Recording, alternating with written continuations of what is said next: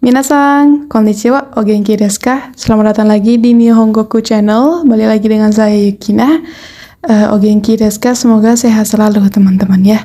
Oh ya, untuk kalian yang akan melakukan ujian atau sedang melakukan ujian Shikeng, JLPT atau JFT, semoga dipermudah, diperlancar, dan semoga lulus teman-teman ya. Amin ya robbal alamin. Oke, di kesempatan kali ini Yuki bakalan bahas tentang partikel nih. Nah, udah lama banget nggak bikin video tentang partikel lagi. Dan di kesempatan kali ini Yuki bakalan bahas 3 partikel, yaitu partikel to, ya, dan toka. Nah, buat kalian yang udah belajar materi ini bisa review kembali. Dan buat kalian yang baru pertama kali belajar partikel ini, yuk kita belajar bareng-bareng.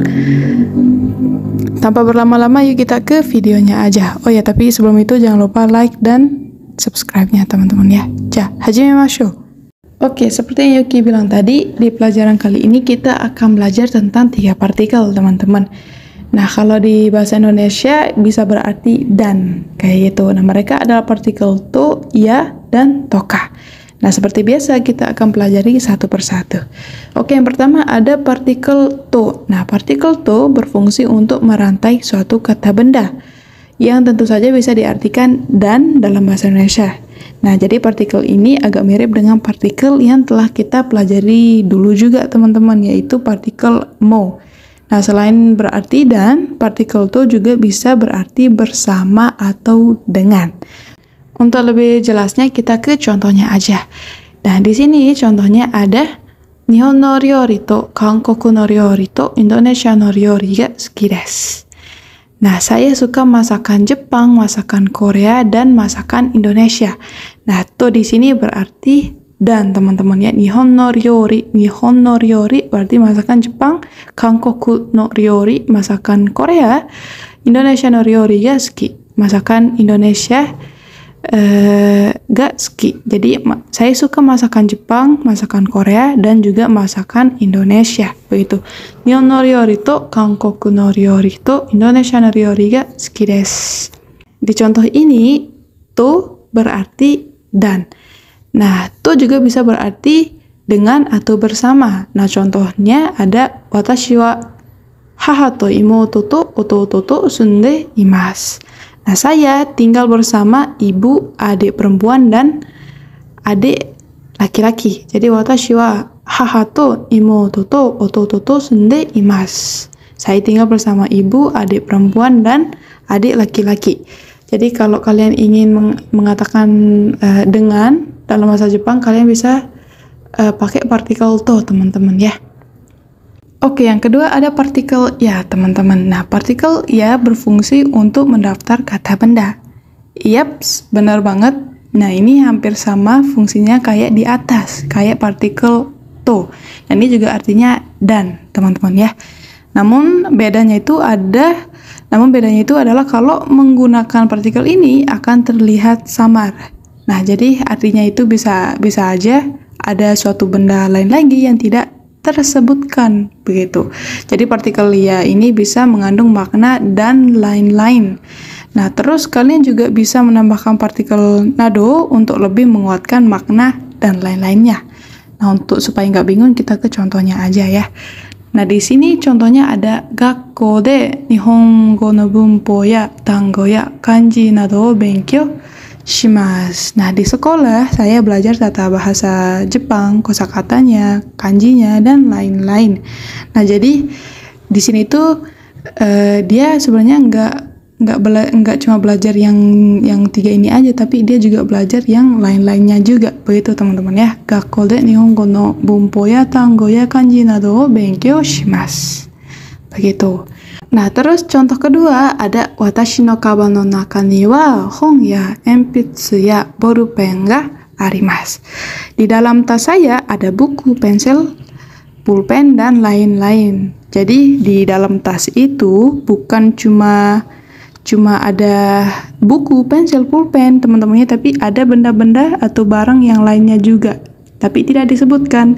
Jadi kalau mau pakai partikel ya ini cukup sebutkan beberapa aja teman-temannya untuk mewakili semua benda yang ada di dalam tas ini, contohnya kayak gitu. Jadi, watashi no kaban no naka ni wa hon ya enpitsu ya pulpen ga arimasu. Nah, jadi gitu teman-teman ya. Dalam kalimat di atas bisa aja tuh ada benda atau hal lain yang kelupaan dan tidak tersebutkan atau tidak disebutkan. Begitu. Nah, yang ketiga atau yang terakhir ada partikel toka. Nah, partikel toka sangat mirip sekali, bahkan artinya sama persis teman-teman ya, seperti partikel ya di atas. Nah, ini karena sama-sama mengandung arti dan bisa mengandung makna dan lain-lain juga. Cuma bedanya dengan partikel ya adalah partikel toka lebih cenderung digunakan dalam bahasa lisan atau bahasa percakapan sehari-hari. Nah, kalau yang partikel ya itu lebih sering digunakan di bahasa tulisan, teman-teman. Untuk contohnya ada Nihon ni iru toki wa udon toka sushi toka takoyaki o tabemashita.